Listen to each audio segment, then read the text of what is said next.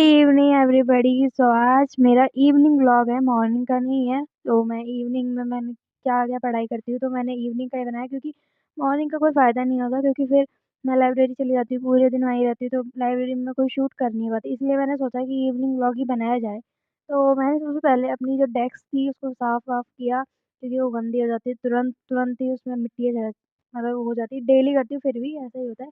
फिर मेरा जो बैग है अनपैक किया मैंने क्योंकि इसमें जो भी मेरी किताब वगैरह थी मैं सारी लेकर आती हूँ लाइब्रेरी से, जो भी मेरे को रिवीजन वगैरह करना होता है।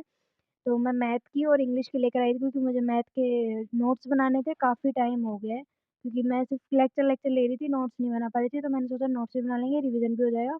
और मैंने इंग्लिश के भी नोट्स बनाने थे आज आज की जो क्लासेस ली थी उसके।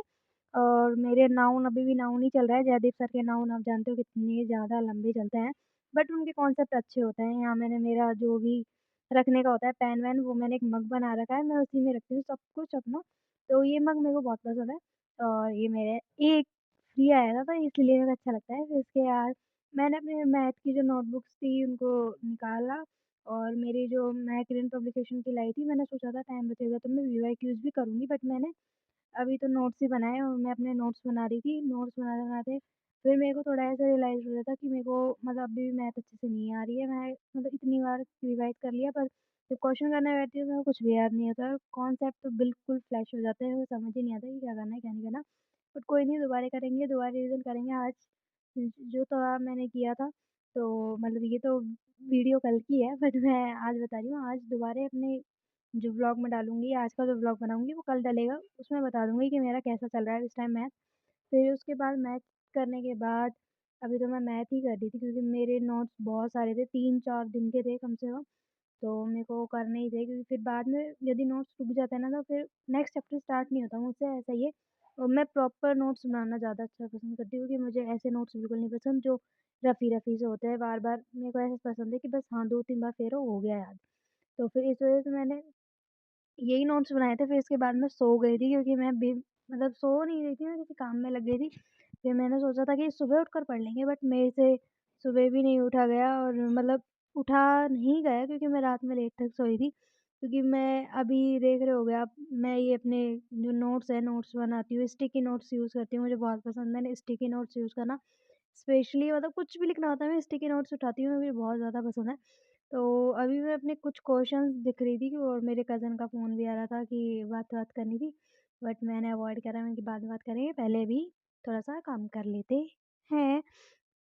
इसके बाद मैंने सोचा था कि चलो सो जाते, पर मेरे को नींद आ ही नहीं रही थी, तो रात के 1:30 बजे मैं उठकर अपनी दोबारा स्टडी कंटिन्यू कर रही थी क्योंकि मैंने सोचा कुछ नींद नहीं आ रही तो स्टडी कंटिन्यू कर लेते। स्टडी कंटिन्यू मतलब मैंने मेरे नोट्स दोबारा बनाना स्टार्ट किए थे, जो मैंने सोचा था सुबह बना लूँगी, बट फिर मेरे को पता था कि मैं सुबह नहीं उठ पाऊँगी, कोई बात नहीं, मैं रात में ही बना लेती हूँ।